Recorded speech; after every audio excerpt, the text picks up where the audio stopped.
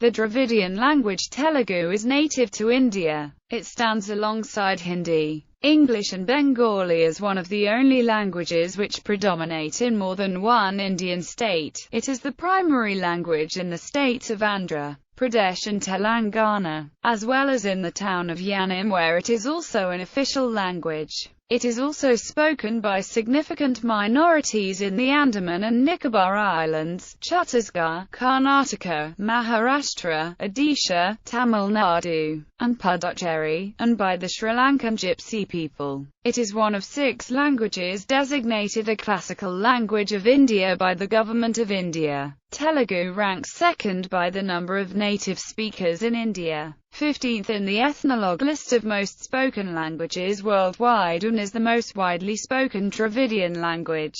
It is one of the 22 scheduled languages of the Republic of India. In loans from Sanskrit, Telugu retains some of the features that have subsequently been lost in some of Sanskrit's daughter languages such as Hindi and Bengali, especially in the pronunciation of some vowels and consonants. Etymology. The etymology of Telugu is not known for certain. It is thought to have been derived from Trilinga, as in Trilinga Desa, the country of the 3 lingas. According to a Hindu legend, Shiva descended as a linga on 3 mountains: Kalaswaram in Telangana, Srisalam in Rayalaseema, and Bhimeswaram in coastal Andhra. In the legend, these marked the boundaries of the Telugu country. History. According to the Russian linguist Andronov, Telugu split from Proto-Dravidian languages between 1500 to 1000 BC. Earliest records inscriptions with Telugu words dating back to 400 BC to 100 BC have been discovered in Bhattiprolu in the Guntur district. The English translation of one inscription reads, "Gift of the slab by Venerable Midikalayaka." Post-Ikshvaku period. The period from 575 AD to 1022 AD corresponds to the second phase of Telugu history, after the Andhra Ikshvaku period. This is evidenced by the first inscription that is entirely in Telugu, dated 575 AD, which was found in the Rayalaseema region and is attributed to the Renati Coles, who broke with the prevailing custom of using Sanskrit and began writing royal proclamations in the local language. During the next 50 years, Telugu inscriptions appeared in Anantapuram and other neighbouring regions. Telugu was more influenced by Sanskrit and Prakrit during this period, which corresponded to the advent of Telugu literature. Telugu literature was initially found in inscriptions and poetry in the courts of the rulers, and later in written works such as Nannaya's Mahabharatam. During the time of Nannaya, the literary language diverged from the popular language. It was also a period of phonetic changes in the spoken language.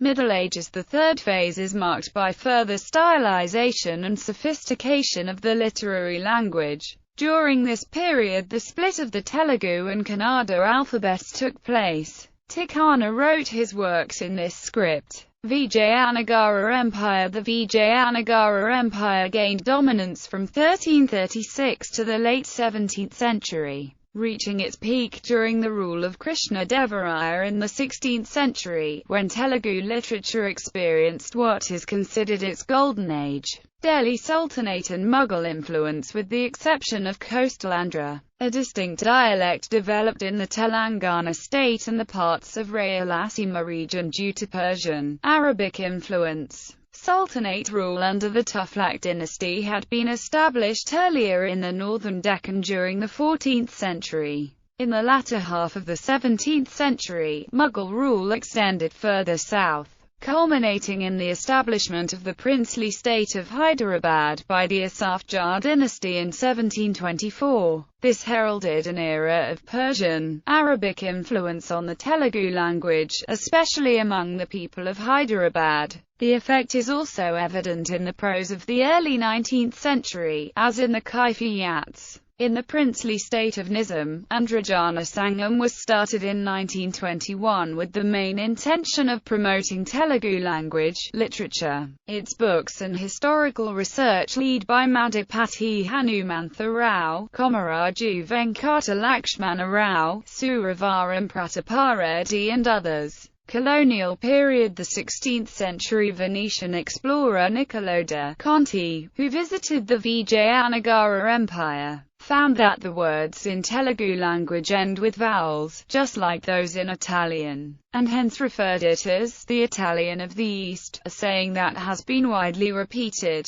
In the period of the late 19th and the early 20th centuries saw the influence of the English language and modern communication, printing presses and effect of the British rule, especially in the areas that were part of the Madras Presidency. Literature from this time had a mix of classical and modern traditions and included works by scholars like Kanjakuri Veerasolingam, Gurazada Appareyo and Panagantai Lakshmi Narasimha Rao. Since the 1930s, what was considered an elite literary form of the Telugu language has now spread to the common people with the introduction of mass media like movies, television, radio and newspapers. This form of the language is also taught in schools and colleges as a standard. Post-independence period. Telugu is one of the 22 official languages of India. The Andhra Pradesh Official Language Act, 1966, declares Telugu the official language of the state that is currently divided into Telangana and Andhra Pradesh. This enactment was implemented by GOMS No. 420 in 2005. Telugu also has official language status in the Yanam district of the Union Territory of Puducherry.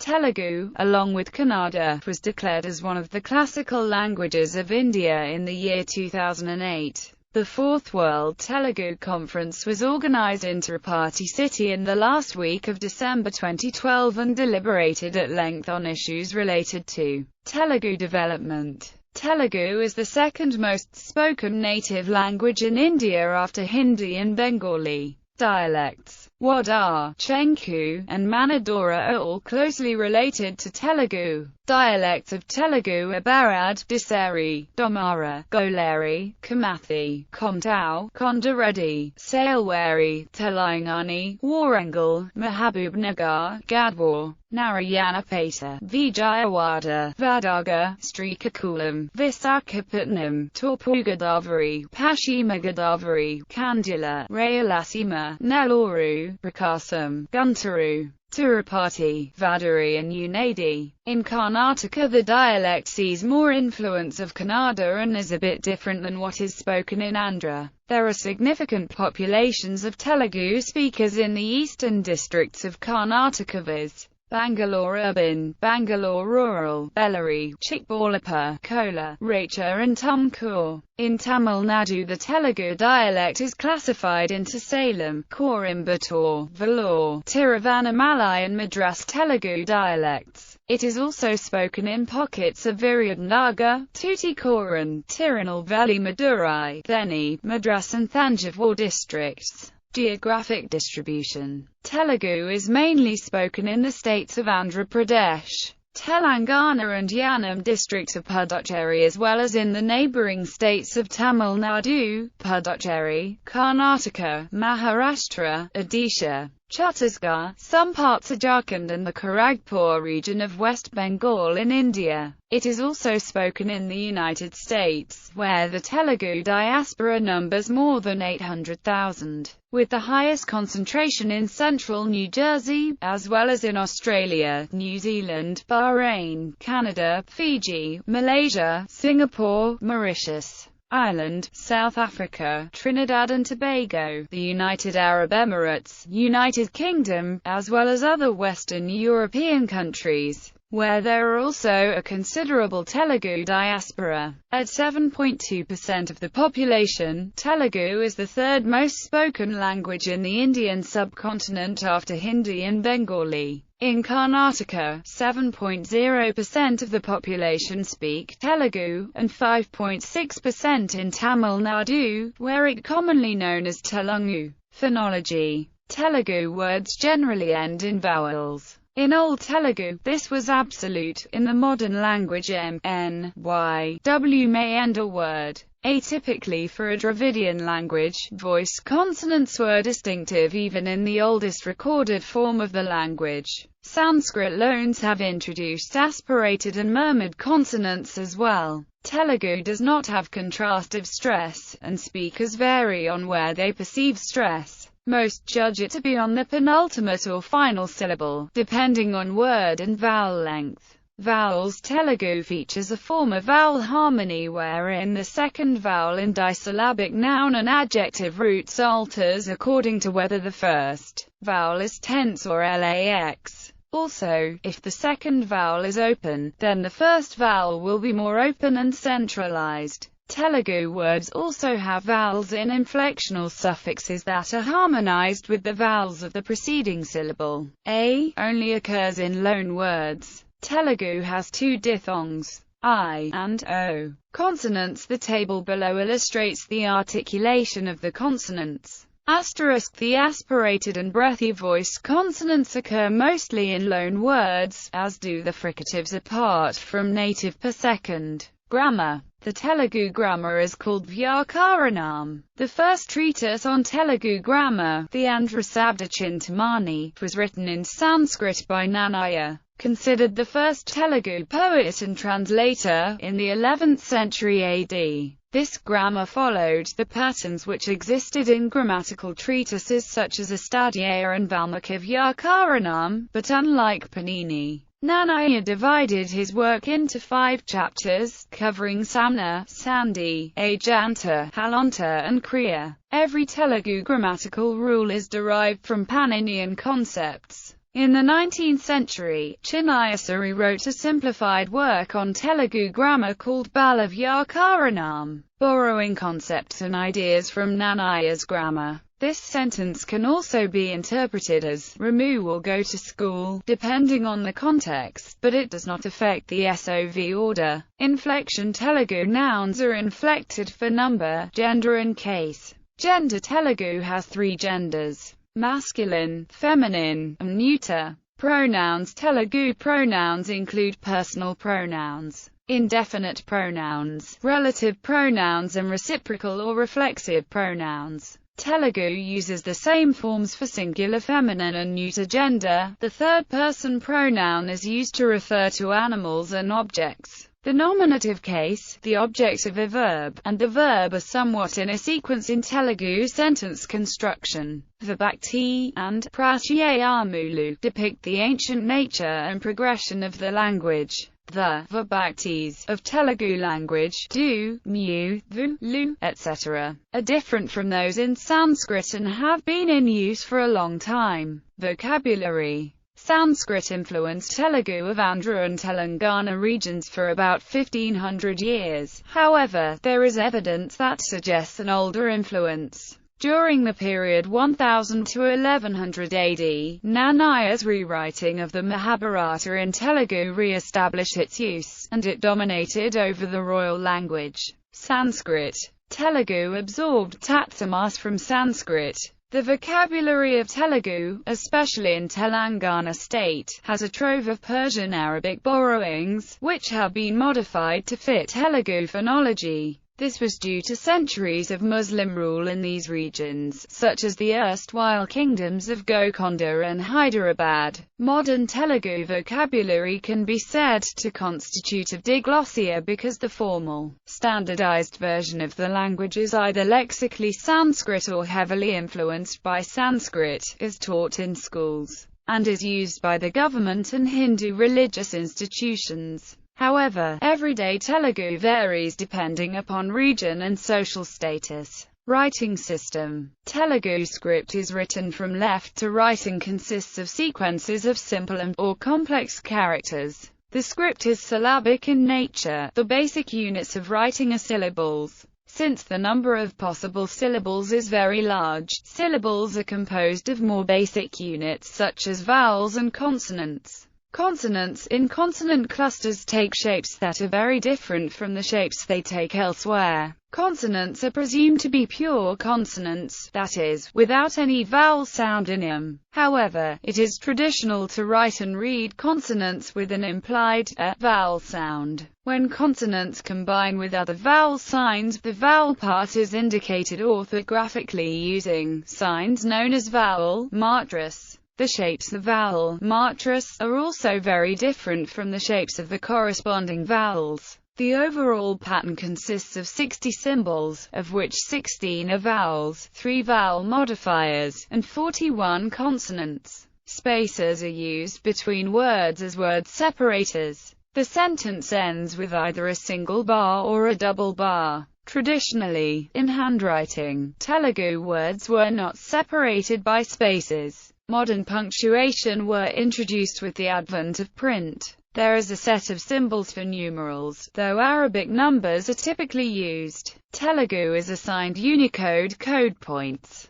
0C00 OC7F. Number system Telugu has its own digits, as shown below. However, these are not in common use. Script The Telugu script is an abugida consisting of 60 symbols, 16 vowels, 3 vowel modifiers, and 41 consonants. The Sanskrit and Telugu scripts are similar and exhibit one-to-one correspondence. Telugu has a complete set of letters that follow a system to express sounds. Some are introduced to express fine shades of difference in sounds. Telugu has full zero, half zero and visarga to convey various shades of nasal sounds. La and la, ra and ra are differentiated. Telugu has ch and jh which are not represented in Sanskrit. Their pronunciation is similar to the s sound in the word treasure and z sound in zebra, respectively. Secondly, Telugu has s, sh, and ksh, which are not found in Tamil. The Telugu script can reproduce the full range of Sanskrit phonetics without losing any of the text's originality. Telugu has made its letters expressive of all the sounds and hence it has to deal with significant borrowings from Sanskrit,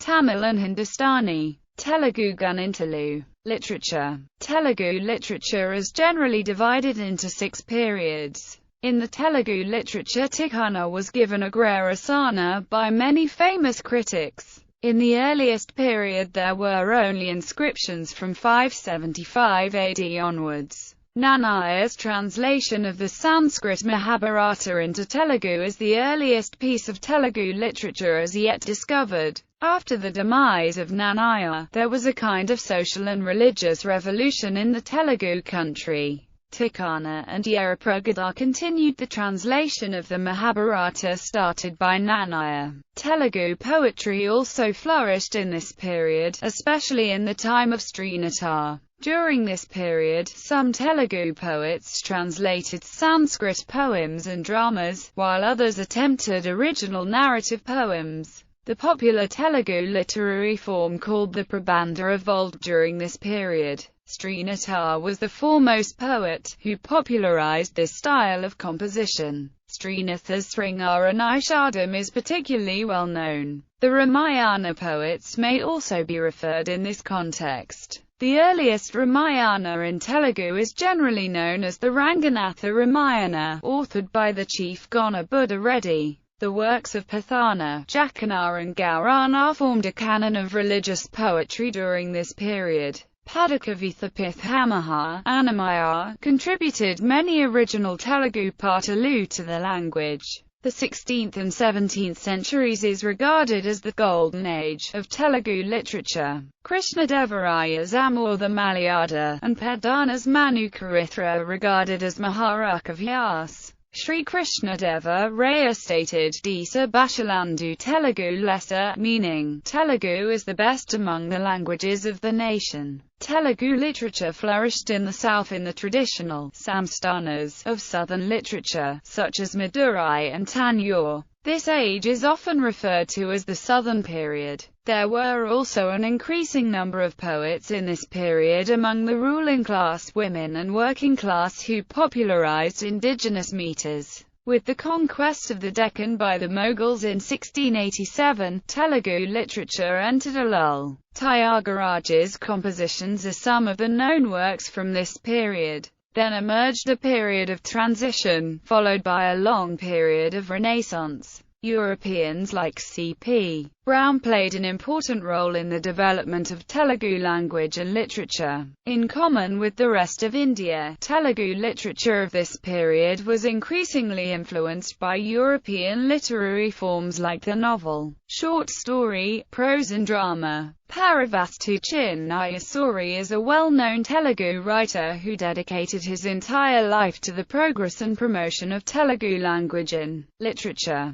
Sri Chinnayasuri wrote the Bal of Yakaranam in a new style after doing extensive research on Telugu grammar. Other well-known writings by Chinnayasuri are Nitha Chandrika, Sudhandravyakaranamu, and Adatamula, and Niti Sangrahamu. Kanjakuri Veera Solingam is generally considered the father of modern Telugu literature. His novel Rajasekara Charitamu was inspired by the Vicar of Wakefield. His work marks the beginning of a dynamic of socially conscious Telugu literature and its transition to the modern period, which is also part of the wider literary renaissance that took place in Indian culture during this period. Other prominent literary figures from this period are Gurajadharappa Rao, Viswanatha Satyanarayana, Guram Jashuva, Rayapralu Subba Rao, Divulapalli Krishna Sastri and Srirangam Srinivasa Rao, popularly known as Mahakavi Sri. Sri was instrumental in popularizing free verse in spoken Telugu, as opposed to the pure form of written Telugu used by several poets in his time. Divulapalli Krishna Sastri is often referred to as the Shelley of Telugu literature because of his pioneering works in Telugu romantic poetry. Viswanatha Satyanarayana won India's national literary honour, the Jnanpith Award, for his magnum opus Ramayana Kalpavrikshamu. C. Narayana Reddy won the Jnanpith Award in 1988 for his poetic work, Viswambara. Ravuri Bharadwaja won the third Jnanpith Award for Telugu literature in 2013 for Pakaduralu, a graphic account of life behind the screen in film industry. Kanusalkam, the first social play in Telugu by Gurajadharappa Rao, was followed by the progressive movement,